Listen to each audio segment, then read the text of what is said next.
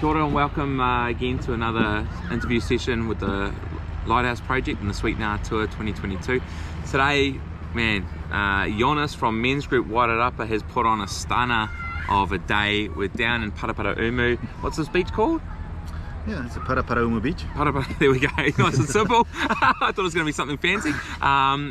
Wicked spot here, and we're just really fortunate that Jonas has taken time out of his day to come down and speak to us about the mahi that he's been doing within the Wairarapa community and his philosophy on mental health and how to potentially create strategies or use strategies to sort of overcome some of the shadows that we face. And so, yeah, first of all, thank you so much for making the time to come and talk to us, Jonas. Really do appreciate it, bro. We reached out 9 months ago, maybe even longer ago, and then it was just a Zoom call because we were obviously at different parts of the country, but yeah, to finally meet face to face is awesome, so thank you so much. So usually the first question we sort of lead with is, like, you've been within the community, you understand it, we're not from here, and each community feels a little bit differently. How is the space, mental space in the Wairarapa community at the moment, particularly with men? Yeah, well, you know, thanks to you that you came here, because it's not a big effort for me to come a few meters from my house. You took quite a journey, so thank you. I really appreciate what you're doing. And in the Wairarapa, I found the community very supportive of the work for men and mental health. When we started, I don't know how long it is. It's probably 4.5 years ago. So I just made a little Facebook post and just put it on the community page. Or probably not even that. I just wrote it on my Facebook and just wrote, hey, we just call men to come together and just share. And that was all. And I was immediately contacted by people from different agencies and from the council. I was just so excited to get a call from the council, and some lady, she was like, hey, did you meet how many people? You know, we are so excited, we want to support you. When is the next date? And so that was the first indication that the community will really support that. There were also a few moments when suddenly some of the women contacted me and say, what are you doing? Like, you know, you think that men need help? You know, really? No one is caring of women, no one is caring of lonely women, and you are just, you know, trying to show off that you are working with men. So that was not black and white response, but of course I made it clear that we would love to help everyone, but we all do what we can, and you know, we all volunteer and do what we see as a to use our gifts, to use the potential what we can do. So yeah, I work with men.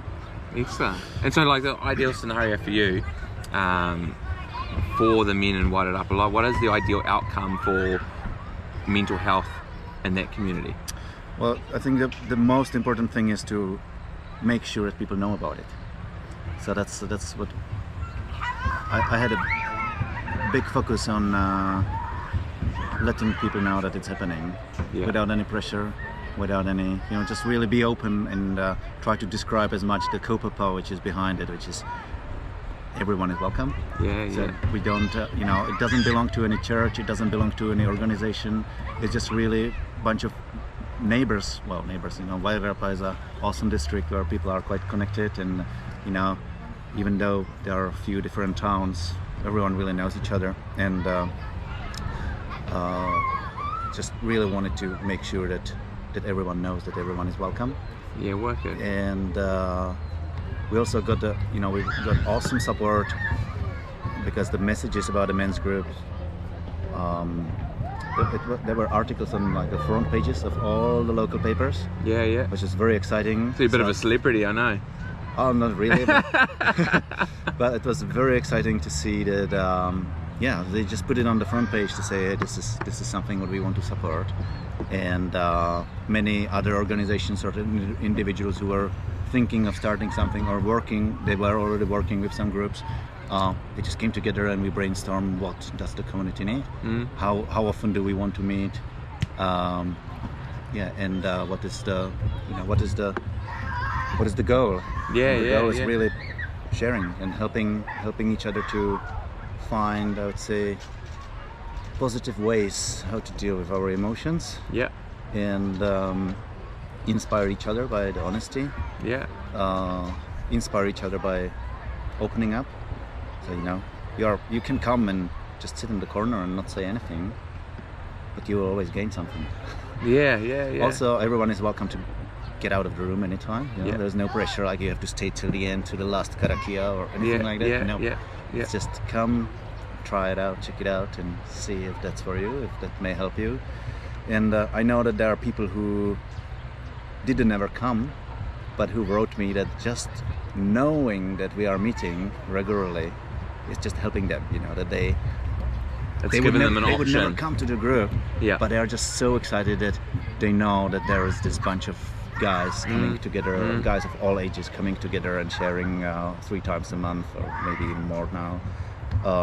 It's just comforting to know for their mental health. Yeah, right. So you came into the community, you had to think about, well, you first arrived in New Zealand, saw the statistics around impacts mental health or poor mental health was happening or having on the community.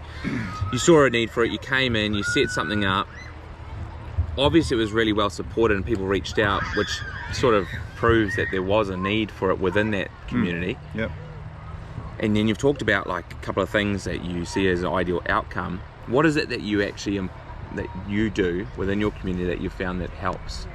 Like you've just talked about you meet up a couple of times a week, but what does that look like for you guys? Well, it's always different because I try to encourage everyone to be the co-creator. I don't want it to be one-man show. I was part of many different kinds of men's groups all around the world, and as I said, I don't want it to belong to any church as well. We don't want it to belong to any individual. Yeah. There are enough people who just come and talk about what it is to be a man, while everyone else is sort of consumer, receiver of those messages.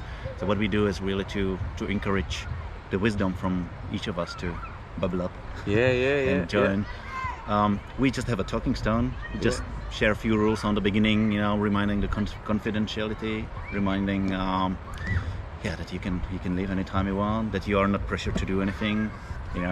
We sing the song sometimes. Some guys really hate singing the song. So they're like, oh, come on. Well, stop, personally, it would make me uncomfortable, but I reckon once everyone's into it, I guess I'd sort of buy into it. Well, it's just a offering of different kind of connection where we actually connect in the silence.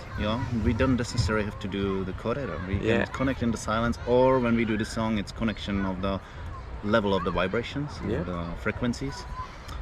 So that's but that's not the most popular one.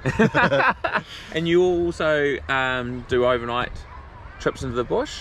Yeah, and it's interesting that over the years it actually crystallized into the situation that there are not many guys who are coming indoors. They would go outdoors. I noticed that in New Zealand quite a few guys are they like to sit comfortably with a cup of tea indoors.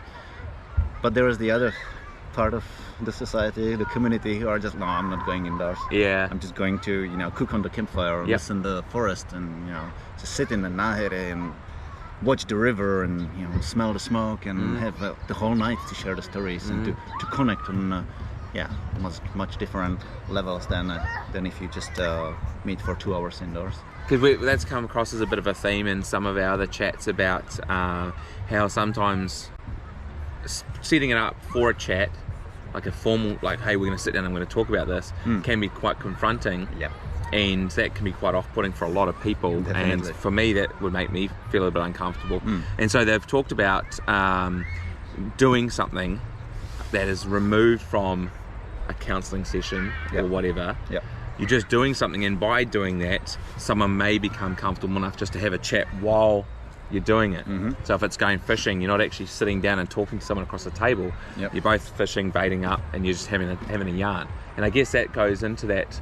If you're out by a fire or you're just cruising by the river or whatever it is, it removes that sort of formality and that confrontational aspect of it sometimes. Yeah, you're totally right. Like if you're working with 2 other guys on the firewood, with the saw or with the axe, and you chat, then it's it's more natural environment to actually open up or to connect in different way than if you're just sitting in the circle and you can see.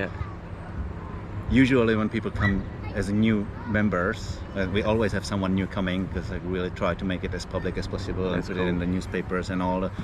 I'm just spamming all the Facebook groups in the community to remind people, hey, it's open, come if you feel the call. Unfortunately, usually wives are the ones who read that. Hey, my husband really needs to be part of your group, but he doesn't know about it.